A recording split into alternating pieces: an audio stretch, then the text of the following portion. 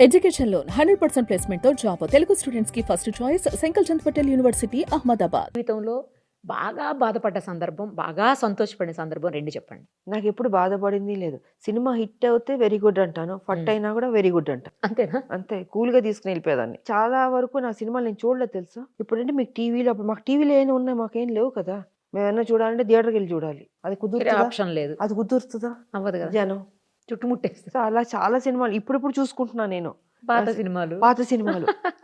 ఎలా అనిపిస్తుందండి ఈ ఎక్స్‌పీరియన్స్? ఎప్పుడు నా గ్యాప్ దొరికినప్పుడు నైట్ ఎప్పుడన్నా చూసుకుంటే నా సినిమాస్ ఇలా చేస్తావా, ఈ ఎక్స్ప్రెషన్ ఇలా ఉందా, ఆ ఎక్స్ప్రెషన్ ఇలా ఉందా, ఓ ఈ అప్పుడు వేసిన కాస్ట్యూమ్స్ అని ఇప్పుడు ఫ్యాషన్ అవుతున్నాయి. అవును, మళ్ళీ కరెక్ట్ అది మీరు అన్నది. ఓ ఇది నేను వేసాను కదా అప్పుడు అనుకుంటున్నాను.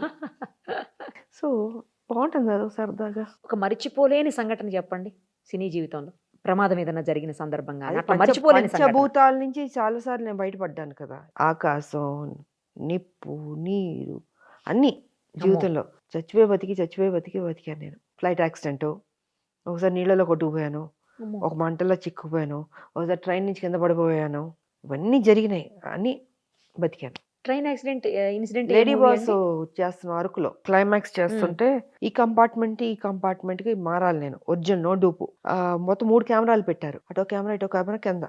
సో కరెక్ట్ వెళ్తున్న టైంలో ఈ కంపార్ట్మెంట్ నుంచి ఈ కంపార్ట్మెంట్ రావాలి, మధ్యలో టాయిలెట్ ఉంటుంది కదా. అవునవును. సో ఇక్కడి నుంచి ఇక్కడికి వచ్చి అక్కడ ఒకరిని కొట్టి లోపలికి వెళ్ళాలి. ఓకే. పెద్ద డిస్టెన్స్ కొంచెం ఎక్కువ ఉంటుంది, బట్ అయినా ఆ రాడ్లన్నీ ఉంటాయి కాబట్టి పట్టుకుని వెళ్ళొచ్చు. కరెక్ట్ గా సెంటర్కి వచ్చేటప్పటికి స్లిప్ అయిపోయింది. ఆ చెయ్యి స్లిప్ అయిపోయి లాస్ట్ లో పట్టుకున్నాను రాడ్. ట్రైన్ లో రాడ్ ఉంటుంది కదా పెద్దది, అవును. అది కింద పట్టుకుంటే బాడీ ఎగురుతుంది, గాల్లో ఎగురుతుంది. నేనేం బాహుబలిని కాదు, అదే కదా. ఎగురుతున్న సూపర్మ్యాన్ బాడీని సూపర్ మ్యాన్ కాదు, కారు కాదు కదా ఆపడానికి, బ్రేక్ కొట్టడానికి. ట్రైన్ అది ఎలా తెలుస్తుంది? అవును. సో ఆ ట్రైన్ వెళ్ళిపోతూ ఉంది, మిస్ అయిన కింద పట్టుకున్నాను, బాడీ ఎగురుతుంది. ఎగురుతున్న బాడీని తీసుకొచ్చి ఆ రాడ్కి లాక్ చేసుకుని లోపలికి వెళ్ళాను. రాజు మాస్టర్ ఫైట్ మాస్టర్ భయపడిపోయారు. మరి కాదా అండి? భయపడిపోయి వద్దని సార్, షాట్ వద్దని సార్. ఇంతకీ 3 కెమెరాలు నేను దొరకలే, ప్లస్ ఇది జరిగింది. సార్ మాస్టర్ అందరూ ఏడుపులు పెడబొబ్బులు. సెకండ్లో అలా అయిపోయింటే అది చనిపోయేదాన్ని, లోయలో పడిపోయేదాన్ని. రాజు మాస్టర్ వద్దు, క్యాన్సిల్ చేసేద్దాం అన్న. కుదరదు, చేయాల్సిందే. టేక్ 2 చేశారు, షార్ట్ చేస్తారు. షార్ట్ సరిగా రాలేదంటే మళ్ళీ 1 మోర్ చేయమంటాను. ఆ రిస్క్ అయినా కూడా పర్లేదు, కరెక్ట్గా రావాల్సిందే అది. అమ్మో, మంటల్లో చిక్కున్నది ఎప్పుడండి? అది తమిళ సినిమాది, సేలం దగ్గర ఫారెస్ట్ లోది. సెట్ ఏదో వేసారు ఏర్సిన తోటలో. దాంట్లో అంటే మాది లవ్ స్టోరీ, యంగ్ పేరు, హీరో విజయకాంత్. సో హీరోయిన్ ని చంపామంటాడు మా ఫాదరు. తెలిసి నేనేం చేస్తాను, ఆవిడని తప్పించడానికి నేను ఆవిడ పొజిషన్ లోకి వెళ్తాను. ఓకే. సో గుడిసెలాగా వేస్తారు, ఓపెన్ ప్లేస్, హిల్స్, అది మొత్తం వేసిన తోట. వెళ్ళేటప్పటికి అది అంటించారు నిప్పు. సడన్ గా గాలి వచ్చేసింది, గాలి కొట్టింది. గాలి కొట్టేటప్పుడు మొత్తం అంటుకుంది. నన్నేం కట్టేసి ఉంచారు, చీర సిల్క్ సారీ కాలిపోతుంది, జుట్టు కాలిపోతుంది. అప్పుడు హీరో విజయకాంత్ గారు ఆయన అక్కడ కూర్చుని ఆయన వచ్చి, ఎవరు రావట్లే కాపాడడానికి, ఆయన వచ్చి ఒక తన్ని ఎలా కాపాడాడో తెలియదు, మొత్తానికి ఆ కట్లన్నీ తీసి కాపాడాడు. ఏం తగలేదండి దెబ్బలు? జుట్టు కాలిపోయింది, చీర కాలిపోయింది. లక్కీ అయితే, చాలా అదృష్టం. ఇంకో ఇన్సిడెంట్ ఏదో చెప్పారు, అది ఫ్లైట్. అది ఇప్పుడు చిరంజీవి, నేను, బాలకృష్ణ అందరూ ఉన్నాం కదా పైనుంచి పడి తిరుపతి దగ్గర. అది మూవీస్ సంబంధించి కాదు కదా. సో అన్ని ఇన్సిడెంట్ జీవితంలో అలాగా చాలా జరిగినాయి. ఆ రోజు ఏమైందండి అసలు? మీరు, బాలకృష్ణ గారు, చిరంజీవి గారు ఏం జరిగింది అసలు ఆ రోజు? చెన్నైలో పండగకి వెళ్ళాం, దీపావళి పండగ. ఓకే. అప్పుడు షూటింగ్స్ ఇక్కడ జరుగుతాయి, ఇండస్ట్రీ అక్కడే ఉంది. షిఫ్ట్ కాలేదు. ఎయిర్పోర్ట్ కి వచ్చి చూస్తే మొత్తం ఇండస్ట్రీ అంతా అక్కడే ఉంది. సో అందరూ వచ్చేటప్పటికి ఏంటంటే, నేను దీపావళికి వచ్చాను, నేను దీపావళికి వచ్చాను.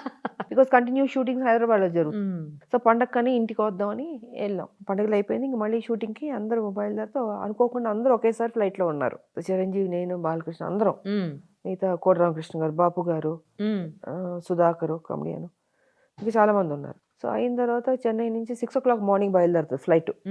ఇక్కడ 7కి వస్తుంది. అలాంటిది 6కి బయలుదేరి 7కి వచ్చాము, ఇంకా దిగట్లే. ఏటో తిప్పుతున్నాడు. బయటికి చూస్తేమో తిరుపతి కొండలా కనపడుతుంది.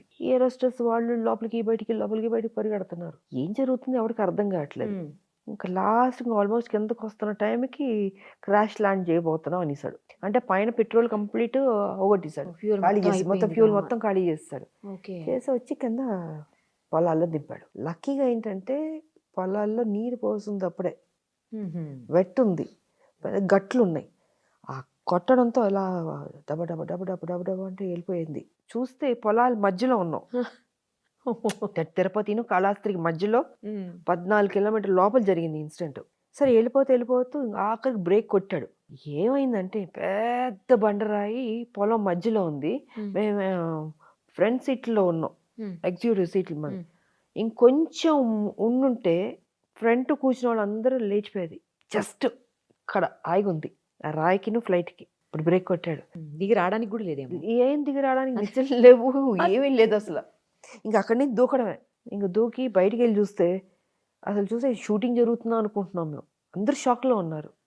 ఫ్లైట్ పడిపోవడం ఏంటి, బతకడం ఏంటి, పొలాల్లో పని చేస్తున్న వాళ్ళు ఫ్లైట్లు కిందకు వస్తుంటే వాళ్ళు పరిగెడుతున్నారు వెనక్కి. అది అయిపోయిన తర్వాత ఒక్కొక్కళ్ళు చిరంజీవి దూకుతున్నాడు, బాలకృష్ణ దూకుతున్నాడు, విజయశాంతి.